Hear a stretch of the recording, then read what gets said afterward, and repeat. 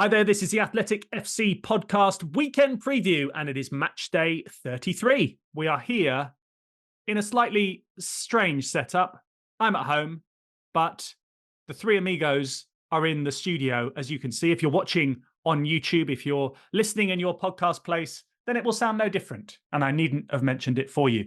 Alongside me today is Tim Spiers. How are you, Tim? Yeah, fine, mate. Nice of you to turn up. Yeah. I'm on holiday. Is that all right? Is that okay? Where have you gone on holiday? Yeah, I've gone to my house. So I'm here. I'm here, but on holiday. Doesn't matter. I wanted to ask you, this week, obviously we've seen some crazy Champions League games. What did you try and do? You watched 2 games at once. What were you doing? I was tasked with watching both games at the same time, which was a struggle. My internet went down at one point, so I was sort of channel hopping for the first half an hour, and I missed 4 goals because I was on the wrong channels. So I had a bit of bad luck. I kept flipping to the channel where there hadn't been a goal, so they would show the replay from the other match. That was my way of watching it, basically. But there was a sort of a serious point to it that, 2 of the biggest games of the entire season are on at the same time, which is ridiculous. It doesn't really happen in any other sport, World Championships, World Cups. When you get to sort of quarter-final, semi-final stage, then they're never on at the same time. So I was quite annoyed, really. For people who weren't in the loop, which games were these that were head-to-head that you were talking about? Yes, should have pointed that out. This was Arsenal, Bayern Munich, and Real Madrid, Man City. Excellent. You should have just had them on 2 screens side by side, though. Yeah.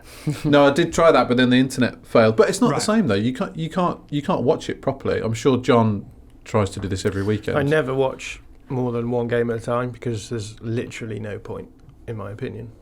Yeah, you can't get into it tactically or emotionally, which are 2 of my favourite things to get into. So Art de Roche is in the studio. How are you, Art? I think I'm better than Tim. Yeah. To be fair, I didn't have to channel hop on Tuesday thanks to being at the game. So most of, I guess, post that has been recovery because of the late Champions League kickoff times, which is something I've actually grown to dislike. I want to bring back the 7:45 kickoffs. I think that 15 minutes makes a very big difference. But yeah, I'm all good. All good. Thank you, Adam. I just wanted to check one thing. Switching away from the Champions League and back to the Premier League, obviously Arsenal are edging ever closer to their first title since 2003-04. How excited are you this season that Arsenal look as if they might actually do it? Because presumably back then you didn't really compute it. No, no real memory of it. So yeah, this season I think I'm not trying to get overexcited or anything like that. I think I'm just in enjoy the moment mode. My big thing going into this season was just Arsenal making sure last year wasn't a fluke, and I think they've done that. So coming back into Premier League action after the international break, I was very much just like, it's time to enjoy the rest of the ride. Whatever happens, happens. I'm not too fussed, so I don't want to get too emotional with it. Well, we'll get stuck into Arsenal's meeting with Aston Villa this weekend in a bit. But just to formally introduce John Mackenzie, who is also here. What's been the highlight of your week, John? Talking to you, as it always is, Adam. Second to that? It's been a busy week, but the Champions League fixtures have been, I think, interesting. It's the first time really that I've watched all of them in any great detail because we've done a show on all 4 of them. So it's been good to get all of them watched, and yeah, it's a fun mix-up of teams, I think. It is indeed. Well, let's focus on the Premier League now. So 6-3-1 setup. Saturday, Sunday, we have a Monday night football, which is always good. I think it's what people like to know. Have I got a game on Monday night to watch? And it is a good one. We'll go into that in a bit. Saturday, 12:30. All these times are British summertime. We have Newcastle against Spurs, which we'll be talking about. 3 p.m. on Saturday. Brentford against Sheffield United, Burnley Brighton, Man City Luton, and then the Nuno Espirito Santo derby, Nottingham Forest against Wolves. Then rounding off Saturday, we have Bournemouth against the box of chocolates that is Manchester United at 5:30. Then on Sunday at 2, Liverpool, Crystal Palace and West Ham against Fulham, followed by the league leaders Arsenal hosting Aston Villa at 4:30. And then the MNF is Chelsea against Everton at 8 o'clock. But let's start in North London. And it is Arsenal hosting Aston Villa. It's not been this tight at the top of the table for quite some time. Arsenal with 71 points plus 51 goal difference. Then Liverpool also on 71 points with plus 42 goal difference. So quite a big advantage, 9 goals for Arsenal. Then Manchester City on 70 points plus 40. Quick whistle around the three of you. Starting with you, Art. Which team is best positioned when you look at the run-ins to win the title? I'd say if you look at it from a games perspective, you'd probably say Manchester City. They don't have a double kind of week in the Premier League. The other teams do. But I would say from an Arsenal perspective, I think they're in a better position than they were last year when they were, say, 8 points ahead, because they don't have the risk of getting complacent. They do actually have to stay focused for as long as possible. So I'd say it's between those two. If you're looking at it just from a games perspective, probably Manchester City, though. Tim?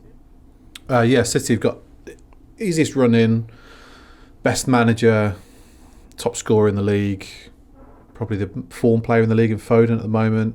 And obviously, they know how to do it. They know how to win it. So I'd put them slight favourites on that front. But Liverpool have got this weird emotional thing with Klopp and winning late matches. And I tell you what, the curveball for me would be if Arsenal and City both progress in the Champions League next week, then they will of course play each other right at the business end, the pivotal moment of the season. I think like 2-3 games from the end. And again, it's back to back. It's like it's a Tuesday to the next Wednesday kind of thing. That's got to have a bearing on the title if they end up playing each other, which I guess we all hope they do. It would add an extra sort of frisson of confusion, excitement, and just carnage to the title race if they were going head to head as well in the Champions League. John, looking at the run-ins, who's got it for you? It's interesting, isn't it? Because obviously Arsenal are the form team. They've come into the new year and barely put a foot wrong. But in the Champions League, they've looked very fragile indeed. So, and I think part of that is to do with the fact that teams are now finding ways of causing them problems. So for me, the big question is, I would say on paper, I'd expect Arsenal to come through and win the league. But the big question for me is, do we start seeing teams in the Premier League doing similar things that we've seen teams in the Champions League do, and to cause them some problems? So I think it's really nicely set up, and as Tim says, just adding in the possibility of a semi-final double header against Arsenal and City just makes the whole affair quite an interesting prospect. Let's focus on the game against Villa. Obviously, the game against Bayern Munich is coming up after this one, the second leg. How much will it influence selection, do you think, for Mikel Arteta, or can it not? These are just two big games, and you just go again. I think because of the way the first leg against Bayern Munich went, it kind of does have to influence things, even if it is a little bit. In my mind, that would look like almost a preparation for the second leg against Bayern Munich. So I'd expect some changes, but not a lot. One of the big kind of talking points around Arsenal going into this block of games was how they used their squad. And Arteta made 5 changes for the Luton game, the first midweek game of this month. I wouldn't expect the same amount of changes for Villa, maybe 2 or 3, but a 2 or 3 that are very kind of telling for how he would want to, I guess, warm these players up for Bayern away. So when I'm looking at that squad, I'm thinking of that left-hand side with probably Tomiyasu getting some minutes because he hasn't started in ages. And also, do you give Gabriel Martinelli another start? Because even though he did start against Bayern, that was his first start for a while too. And you could really tell that, I felt. So yeah, I'd say maybe two or 3 changes from midweek for Aston Villa. When you look at the form for Arsenal, Tim, 10 wins out of 11 since they had their winter wobble, went away and then came back and they were gods again. They've kept their nerve of late. Last week, the order of the games of the title challengers was City first, then Arsenal, then Liverpool, who played against Manchester United and had a little bit of a blip. This week, it's City, Liverpool, and then Arsenal. We've obviously talked about the run-ins. Does the order have a psychological effect, do you think? Yeah, I think it does. I think managers and players would tell you that. You want to be going first, really. No emotional baggage from the weekend. Just get in and do the job. I saw Eric Dyer was asked about this, or spoke about this week in an interview, how Leverkusen have had a bit of a habit of going first, and recently they played Hoffenheim first and were 1-0 down until like the 88th minute, Leverkusen, and then they won it 2-1 with two very late goals. And an hour later, Bayern, having watched that, then played Dortmund at home. And, Dyer basically said it was on our minds. It's very demoralising to see that an hour before you go into a massive game against Dortmund at home, which they duly lost. So, yeah, I think it undoubtedly has an impact. You don't want to be going last if possible. John, from your point of view, do you think that clubs who are playing teams that are in the Champions League, after they have played, get more valuable pointers as to holes in their armoury because they've come up against Champions League teams, obviously now in the latter stages of the competition. So they're up against higher caliber coaches. So it's almost a disadvantage coming back into league action when you've maybe had a better team trying to sort of figure you out. Yeah, I mean, I touched on it already, that we are starting to see managers in the Champions League come up with solutions to some of the problems that Arsenal pose teams in the Premier League. And I guess for me, there's a couple of things. One of them is, to what extent are a team going to be willing to make changes tactically? And this is the big question, right? If let's say, for example, Arsenal still have to play Spurs. Spurs are very unlikely, I would suggest, to play a different way because of their coach, who is very idealistic and is on record saying this is the way we play. Could Spurs cause a problem if they maybe were happier to be antagonists rather than protagonists? Probably, but I think it's unlikely that will happen. Whereas I think in a knockout tournament, what we've seen from Porto and what we've seen from Thomas Tuchel, who are, both the team and the coach happy to maybe be a little bit more reactive than active in terms of how they're going to approach things. It does change the context a little bit. So if the big question for me is that going through the list of teams that Arsenal are playing is like, which managers do we think have the combination of the level of players that you need to be able to cause Arsenal problems, with a manager who's going to be willing to say, okay, this week we're gonna change things up and try and make things difficult for them. And to be honest, I think this is the most difficult game that Arsenal have in that respect, because I think Unai Emery is a reactive coach, and he is the sort of coach who will come into this with a plan, which is probably defence first, and he has the calibre of players who can hurt Arsenal if they get it right. We know that because they've already won a game against Arsenal this season. So I think this is probably the most difficult weekend for Arteta in that respect. That said, Villa aren't in great form though, are they? 1 win out of 5. They're now 5th behind Spurs on goal difference, albeit it doesn't really matter because they're going to finish in the top 5 because they're 11 clear of Manchester United in 6th. 5th doesn't guarantee you Champions League football as yet. They're 12th in the form table over the last 5 games. Tim, why have they slipped, relatively speaking? They're still doing really well, but what has been the drop-off, do you think, for them? I think the season's probably just caught up with them a little bit. They were overachieving and overperforming. What with winning 14 games in a row at home, and they haven't got the squad to compete with the top 3. And they've just dipped down a bit and levelled out, I guess. But still having a fantastic season. And I completely agree with John actually that this is it's ripe for a bit of an upset. You've got the Emery factor as well. It's his first return to the Emirates for a game with fans, I think, since he was sacked. He came back in the COVID season and took Villarreal to the Europa League final. Yes. In the semis. Did a bit of a number on them then, and he's going to come up with a decent tactical plan, and Ollie Watkins is back. And I think, sandwiched in between these Bayern Munich games is far from ideal. You want Luton at home, which is what Man City have got. which is what Arsenal had a couple of weeks ago when they could rest players. So that definitely plays a part of it. I'd be slightly concerned for Arsenal for this one. Word on Douglas Luiz, Art, because he's suspended, so that's another blow for Aston Villa. Someone who's repeatedly been linked with Arsenal, and it was interesting. He was asked about it this week and sort of did the normal sort of footballer committed to the cause, blah blah blah blah, etc. Loving it here, da da da da da. Would he fit in at Arsenal, or do you think that ship has sailed in terms of him potentially being an option for them?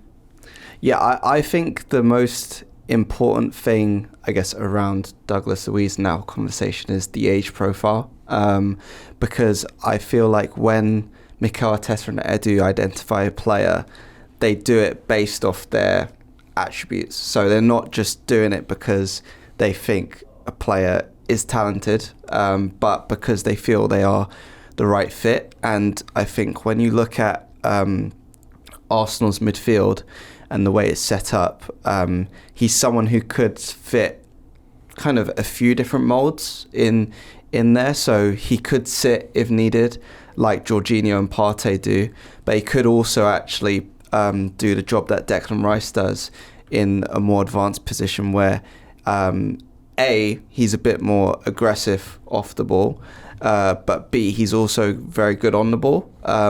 So I wouldn't see it as a ship sailing in terms of the type of player.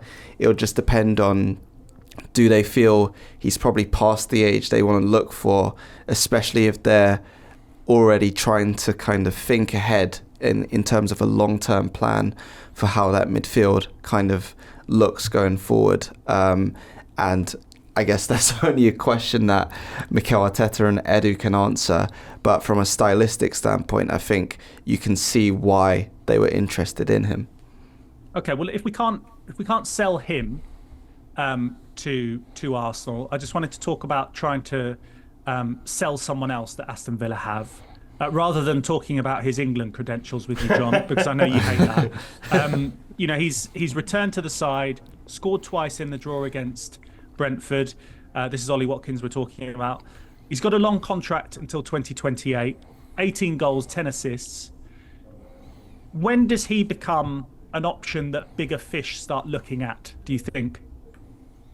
I think that they'll be looking at him already, surely. The 9 market is always fairly thin, because we're talking about players who can make a difference at the most important aspect of the game, which is putting the ball in the net. And 18 goals and 10 assists is an insane return from a player like Ollie Watkins. So yeah, he'll absolutely be at the forefront of a lot of these big teams' minds. He's also, we've talked about this before, a very flexible player. He came through playing as a wide forward. So you know, if the big teams like to have those sorts of profiles of players where you can play him as a out and out 9 if you want, but you can also use him as a second striker. You can use him as a wide forward as well. So it's basically just the perfect, and he's a good age for it as well. So I think all of these things come together, and you know, he's going to be very valuable.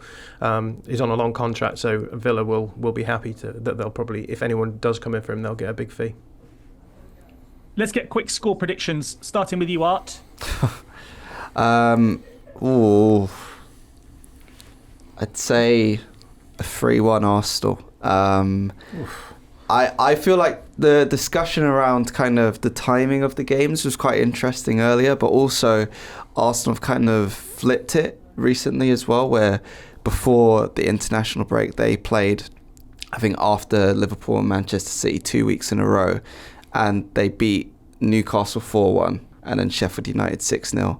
I know this will be a very different game, but I also think the fact that Unai Emery will be a kind of defend-first approach, take that approach to this game, I think it could help them, because it will almost be like a dress rehearsal for that Bayern game, because their players have very similar threats in regards to their wide players. So if he wants to use it in that sort of way, I think he could try and start fast and then take the game from there. So, yeah, that's why I've gone for that prediction.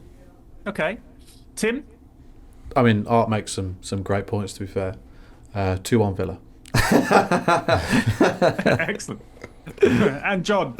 I'll go 2-1 Arsenal, but I think it will be a squeaky bomb game for them.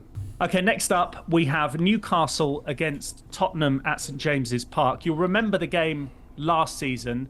Newcastle were 5-0 up after 21 minutes and it finished 6-1. Then you switch to this season, a very different story. Spurs won the reverse, 4-1.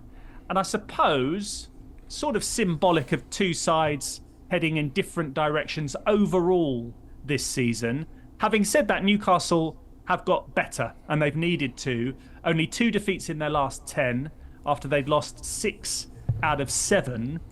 A win could get them back up to 6th place in the league, Newcastle, which, all things considered, Tim, would be a good season for Eddie Howe and co, would it not? Yeah, absolutely. They were sort of heading down to the bottom half of the table, recently. Would they lose to Chelsea, was it? And it didn't look great for them. They've got a nice run in. Sheffield United, Burnley, Brentford and Palace in their final 6 after this one. And they've also got Brighton and Man United. So, Europe is there if they can sort of find the consistency that's eluded them, pretty much all season.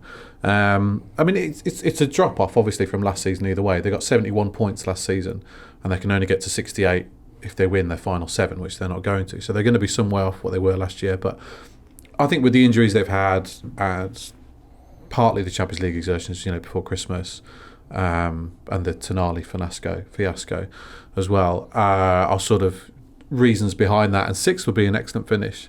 We were asking the question a lot about Eddie Howe a few weeks ago, but it doesn't feel like his position is vulnerable at all. I think you'd have to make a pretty bad start for next season for that to be in question, but he looks pretty safe for the summer for me, and rightly so. John, if you add Anthony Gordon and Harvey Barnes to Tottenham's high line, what's the answer?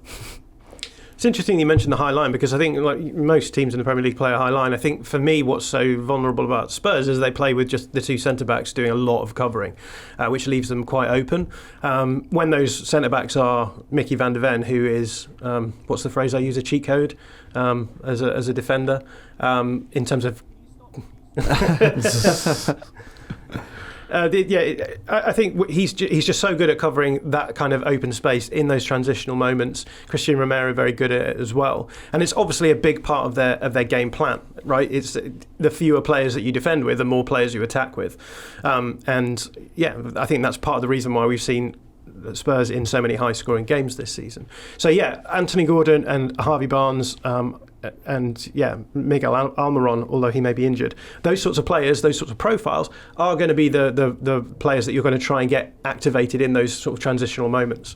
But yeah, I think that Spurs, they accept that we've already mentioned in this episode that Postecoglou will be happy saying, yeah, we bake those sorts of moments into our game plan, and the idea is that yes, we give up big chances, but the theory is we should be able to generate big chances of our own, and we should have the confidence that our players will come out on top in the matchup between that and the opposition. There's been a fairly interesting clip of Erik ten Hag going around the internet talking to Ruud Gullit back when he was at Ajax on Dutch TV, talking about very similar things, where Ruud Gullit was saying, if you defend in this way, you're going to concede goals, and he's saying, yes, we know, but that's all baked into our approach. Now, we can have arguments about whether or not that's the best approach, and whether or not it's wise playing in that way, especially in the Premier League, I think, where you do get punished for these things. But yeah, I think it'll be business as usual for Spurs. They'll say, we reckon in the battle between Christian Romero and Anthony Gordon and Harvey Barnes and Mickey van der Ven, that will more often than not come out on top, and we're happy to take that gamble. So, Tim, considering what John has said there, I wanted to put this to you, and we've spoken about Ange's style of play throughout, and the fact that he's very comfortable in his own skin and he likes that risk-reward football, etc., etc. 1 clean sheet in 14 games, but then you balance that out with, over the last 15 games, they're 4th in the form table. So do you still embrace that style, or do you think it has the potential to actually cost them a higher finish this season? Or, in brackets, it doesn't really matter because Manchester United is so far behind, so they're guaranteed to finish in the top 5 anyway? Well, he says it doesn't matter anyway. if you listen to what he says in his press conferences and take his word for it, he's like, doesn't matter where we finish, doesn't matter if we're in the Champions League or not. It's about, and I like it. I like his sort of, it's a refreshing attitude. It's like, we're evolving. This is about what we're building towards. But you can't build towards trophies, certainly a league trophy, with the defence that they've got. I mean, their XG against this season is 51, which is the 12th best in the league. You know, they're sort of worse than Brentford, Forest and Bournemouth in terms of the chances they concede. For context, Arsenal's is 21, you know, compared to 51. So that's the gap they've got to bridge if they're going to have a defence that's good enough to win the title, which is obviously what they're building towards, not next season or maybe not the season after. But, you know, Vicario's got them out of trouble a lot this season. He's overperformed. Van der Ven gets them out of trouble time and again. He gets Romero out of trouble. He gets the fullbacks out of trouble with his pace. It's too high risk for where they want to go eventually. He'll have to evolve and change it. But with the players he's got, with one summer transfer window, the football they play, I think he's done a fabulous job. Yeah, just on that, I think it's really interesting kind of viewing it from an Arsenal perspective, kind of 3 years in advance, because I remember having kind of similar conversations when, say, Ben White first came into the club. And yeah, Mikel Arteta was like very much, you're going to defend on the halfway line. And he could do that, but he was exposed a lot in his first season with Gabriel at centre-back as well. And I think, as you say, a couple of windows will help with that. The fact that it is such an extreme kind of switch from, say, what Conte was doing as well is also a factor in that. And I do kind of, I take that a kind of opinion on trajectory rather than immediate results, because Arsenal missed out on the Champions League to Tottenham a couple of seasons ago. Then they missed out on the Premier League last year. But I think everybody recognises this year that whether they win the league or not, they're still on the upward trajectory. So I really do kind of take Angie's point to be more kind of, I guess, thinking more long-term rather than just about what the current result or where they finish in the table is, because a lot of the stuff that he is kind of trying to implement isn't just about this season. It's about the next few years. He's a process manager, right? And everyone will say trust the process, but people are very bad at determining what the process looks like when you're in the middle of it. And like you say, with Arteta, the process was bring in profiles that are going to fit the style of play. And, you know, it's the idea that you don't play the ambitious elite style of football until you have the players to do it, or do you start playing that style of play early and have those teething problems, and then when you bring in the better players, the other players around them are already ready to play that system, and you get the growth there. So yeah, I'm absolutely on board with both of these guys. Let Ange do his thing, give him the players that he needs, and eventually, you know, they will hope to be in that group of teams now that we're talking about in the title race, where they're consistently at the top of the table challenging for the title. Anyway, let's move on to the all-important score predictions. And let's start with you, Art. Newcastle Spurs. Oh, I will say 2-2. I just think both a bit inconsistent. I think there will be goals, but I just can't pick a winner. So that's why I've gone with 2-2. There are always goals in these games. 65 goals scored and 52 conceded. Newcastle's Premier League games have had more goals in them than any other side this season, with 117. Spurs are ranked joint fourth. 65 scored, 45 conceded. So there will always be goals. And John is going to predict...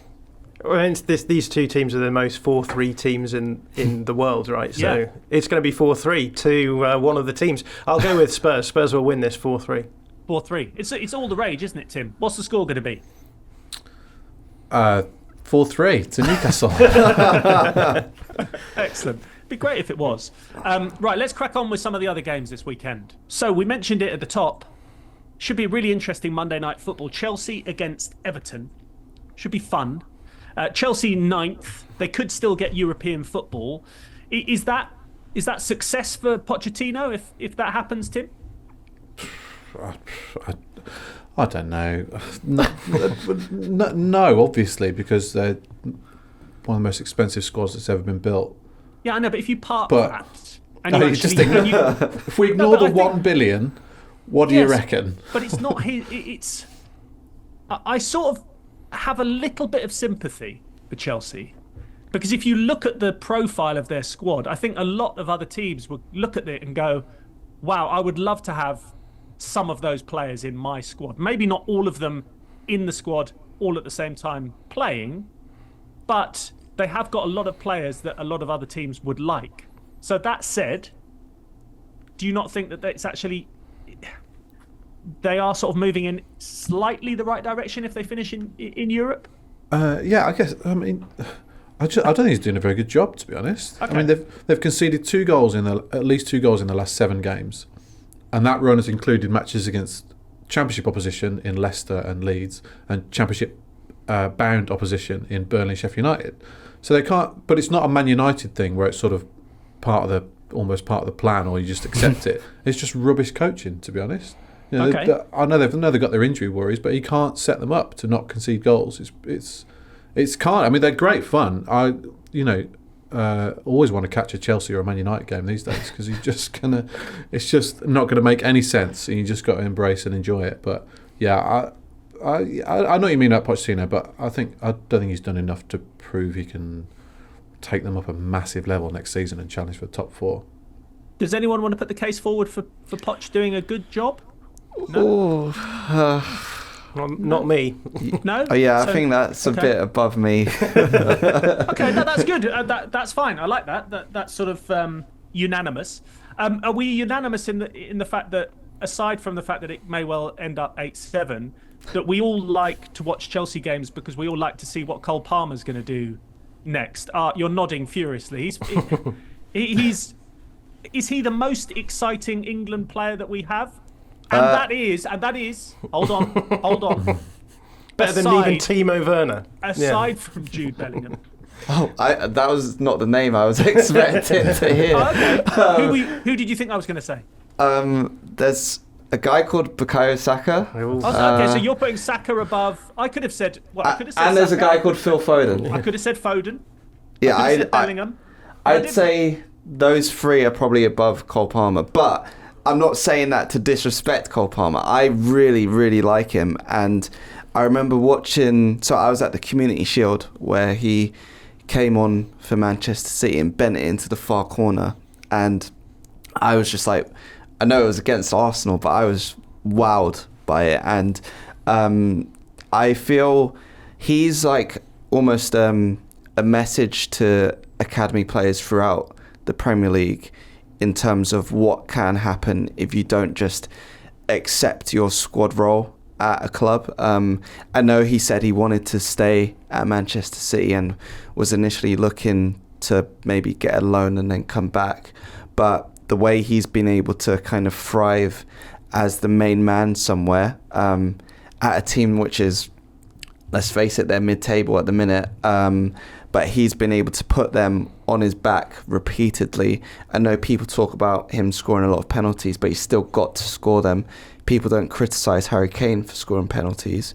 I think he's just shown everyone in England the potential, I guess, of these young guys believing in themselves. And yeah, he's a joy to watch, both because of the goals, but also I just think the type of player he is. When you watch Chelsea, one of my biggest frustrations is there's not a lot of players with technical ability who can move with the ball. He's one of them, and he's just a joy to watch. So yeah, hopefully Cole Palmer continues to impress, and I'd like to see him maybe with those guys that we were talking about earlier at the Euros. So yeah, big Cole Palmer fan. Right, let's switch to the Everton side of this matchup.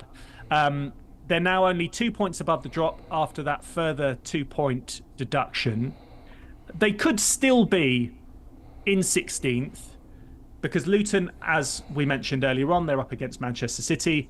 Forest are hosting Wolves. They may get points, they may not. I'm not going to get stuck into it with you, Tim. Let's forget about that. And in terms of the takeover situation, there may well be a slight delay, as we've learned this week, even more so with 777 trying to sort of scramble around and get some more cash to pay the money that they need to do. I wanted to ask you this, John, and I know it's been difficult for Everton, but are they in more trouble than they need to be because of Sean Dyche and his style of football, or are they only out of the relegation zone because Sean Dyche has done a brilliant job? Where do you sit on it? Well, I mean, if you look at it purely from the position of Sean Dyche, he'll be thinking, what, 8 points that he's had taken off him for nothing to do with himself. So you add those 8 points and he's comfortably mid-table. So I think Sean Dyche would answer that question, yeah, that's absolutely because of me that we're in the position that we're in. And had they taken the 8-point deduction last season, they would have gone down. So I definitely think that you can make the argument that Sean Dyche has got them punching above their relative weight. I think there's a lot of Everton fans who would argue that there are endemic problems with this Everton team under Sean Dyche. Those things are worth talking about. But you've got to remember the position that Everton were in when they brought Dyche in. They wanted someone who was going to keep them up in the league, and it looks as though he is going to do that. Is he going to be the coach who carries them into the top half of the table and makes them an outside contender for Europe? Maybe not, but right now they don't need that coach. They need a coach who is going to be able to deal with these points deductions, deal with the fact that over the next few windows they're not going to be able to spend much at all because of FFP. I think he's exactly the sort of manager that they need in terms of being able to galvanise a club that are basically having to operate, below their means almost. So, yeah, I think that you can look at this both ways. Everton aren't where they are without Sean Dyche. Could they be better? Yeah, in the future, sure. But that's not where they are. They are where they are right now. And so I think Sean Dyche is probably the best scenario for them. A couple of other quick games I wanted to ask you about. The last time out, Everton beat Burnley, which was a really, really important win.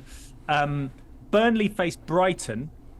And if they win, they're only 3 points away from safety. They also have Sheffield United to play. They also play Forest as well on the last day. Do they take it to the wire? Or are they already cut adrift just like Sheffield United and we don't need to worry about them anymore? No, they're gone. 6 points behind. They've only won 4 games all season. They're incapable of staying up. Okay, good. Well, that's fine. And one other one I wanted to ask you about, Art, and maybe John, you could jump in on this as well. We have to speak about Liverpool because obviously we think that Manchester City are going to beat Luton. That's almost... that's teeing up a shock result, etc., etc. But Liverpool take on Crystal Palace. When they played against Manchester United last week, the big theme was their wastefulness in that game. I wanted to ask you, maybe both you can jump in on this. Was that just a blip, or all this pressure of this winning the league for Jurgen Klopp, etc., or just winning the league in general? Is it the yips rather than a blip? I would maybe lean close to yips, just because I don't think it was a one-off. You've seen, I think throughout the whole season, they've missed a lot of chances like that. Even recently against Manchester City, with Diaz when he was put in by Salah. You've seen Gakpo at Brighton as well in the away game earlier this season. There have been moments where they should have maybe put a game to bed and they failed to and were punished. So I'm not sure I'd chalk it all up to the Jurgen Klopp factor because, as I said, it's been happening for a long while. But I just do think those moments, you can't really just say, oh, it was just because it was Old Trafford and it was Manchester United. And honestly, if you're a player, you're not thinking about Jurgen Klopp when you're in the 6-yard box. So, I'd say more yips, but not specifically to do with Jurgen Klopp, just because that is the way they have been. And when you look at it as well, it's a completely different side to the ones that actually were putting those chances away with Firmino and Mane. I don't know if John agrees. Yeah, I think Liverpool have always played in a sort of fairly direct, I'd say it softly but chaotic style, right? And we mentioned the Man United game, and I think Dominic Szoboszlai missed almost an expected goals worth of chances in the first 20, 25 minutes of that game. One of those goes in, two of those go in, and suddenly we're having a very different conversation now. So Szoboszlai is a player who's not played in the Premier League before. He's playing for Liverpool, who are one of the bigger teams. There's a lot of pressure on him for that as well. But I think that the chaos thing does come into it when you're generating chances at speed and often having to take snapshots. Then it does make those chances slightly more difficult as well. So. I would say it's it's a bit blippy and a bit yippy. It's a bit blippy because you don't expect your players to finish, especially like these are elite players. I've mentioned Szoboszlai. Yes, it's a high level club for him, but he has played at high levels before. He's played Champions League football before and for many years. So it's not that he's going to be just overawed by the occasion, but this is the first time that he's been in a big Premier League title race. So the pressure, I think, has maybe got to a few of them. But also, I think it's a little bit yippy because of the way that they generate chances. As I say, it's quite direct. Quite chaotic, and you sort of put under the pressure of having to finish when those chances do arise. Okay, so just for clarity, to finish, Art is yips rather than a blip. John is yips rather than a blip. And Tim, are you yips or blip? I was blippy and yippy. You're blippy and yippy, Tim? I don't really understand. They both sounded right to me. Yeah. Yeah? You've got the casting vote. Blip or yip? Blip. Oh. Ooh. Yeah, I like that because I think, as Art has said, it's probably not to do with Jurgen Klopp. John has suggested maybe it might just simply come down to ability at times and promotion into a bigger club. And we've not talked about Darwin Núñez either, right? Who is we haven't. Very, very hot and cold. So I think that comes into it as well. That's just who you've got in your squad. So maybe that's just who they are. But let's not forget, I think they've only scored 3 goals less than Arsenal. So it's not all bad, and they're still very much in the title race. That's all we've got time for. It's been a pleasure to be alongside you, albeit remotely, gentlemen. Thank you to Art for being in the studio. Thanks for having me again. John, thanks to you. Yeah, thank you. I'll be looking out this weekend to find England's next stars, so I can report back next week. Thank you very much. And Tim, I look forward to being in your company, sat in that chair that is vacant very, very soon. Same. Excellent. Thank you all for listening. Thanks very much for watching on YouTube as well. IO will be back on Monday. And thanks very much for listening. Take care. Have a good weekend.